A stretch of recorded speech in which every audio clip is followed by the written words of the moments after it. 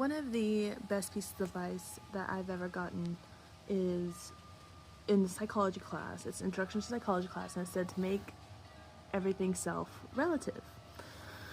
And it took me a second to understand that, but I confused it with being related to something, right? But we don't want to be related to something, we want to be relative. Related is a truth that you've made. It's a connection to a relationship of something. You've made a truth for yourself, right?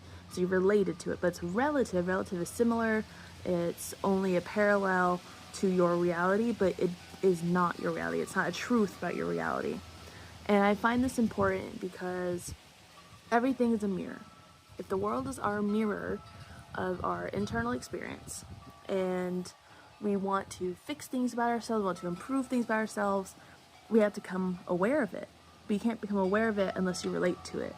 And the only reason we can see things, outside of ourselves, because we are aware of it within ourselves. So then you have to become accountable for that thing and responsible for that thing to change that thing.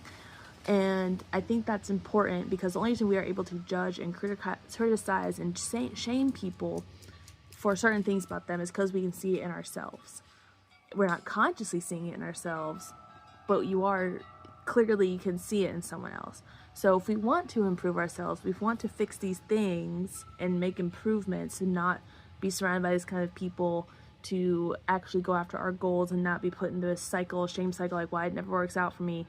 Because you need to be accountable for the parts that you don't like in other people, because you also don't like that about yourself. And it's okay to not like it, but you have to make space for it. You can't deny its existence, because it exists regardless what you think about it.